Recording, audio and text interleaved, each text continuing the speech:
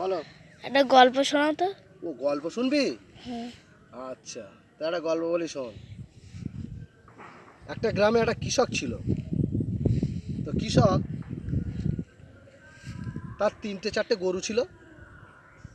সে গরুর দুধ বেচে খেত। দই, ছানা, মাখন তৈরি করে দোকানে দোকানে সাপ্লাই করতো শহরে গিয়ে। তো দোকানে দোকানে সাপ্লাই করার পরে একটা দোকানে সবসময় দেয় রেগুলারই। তো দোকানদারের কাছ থেকে মাল দিয়ে আবার সে সাপ্তাহিক একটা বাজার করে আনে তার দোকান থেকে। ছোলা, চিনি, আলু এগুলো কিনে আনে সাপ্তাহিক। তো এই করে অনেক দিন যাবত মাল দেয়, মাল নেয়। একদিনকে দোকানদার তখন মাখনের মাখনের পিসগুলো দেখে তার একটু সন্দেহ হলো। সে মনে মনে করলো মাখনের পিসগুলো হালকা হালকা লাগছে। তো মাখনের পিসগুলো হয় 1 কেজি করে সবসময়। তো মাখনের পিসটা তুলে যখন পাল্লায় ওজন করলো, ওজন করার সময় দেখে মাখনের পিসটা 900 গ্রাম আছে। তো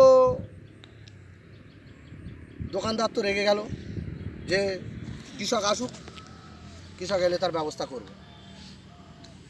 তো 1 সপ্তাহ পর কৃষক গেল। যখন কৃষক যাওয়ার পরে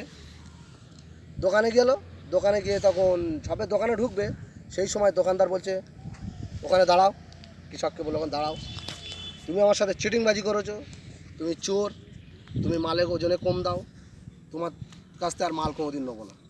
কৃষক তখন বলল, বাবু আমি কি করেছি, আমাকে এমন করছো কেন?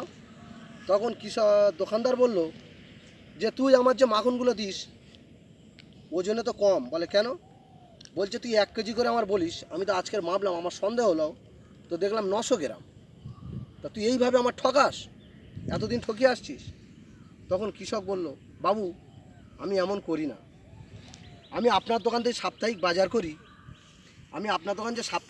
করি। সাপ্তাহিক বাজারের মধ্যে আপনি যে চিনিটা দেন 1 কেজি করে, আমি তো গরিব মানুষ, আমার তো কিলো বাট করা কেনার পয়সা নেই।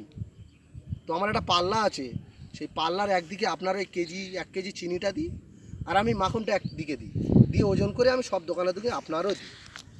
তো তাহলে আপনার চিনিটা কত ছিল সেটা তো আমি জানি না, আমি চিনির 1 কেজি করে নিয়ে যাই, সেই 1 কেজি ওজনে আমি মাখন দিই। তখন দোকানদার চুপ মেরে আছে।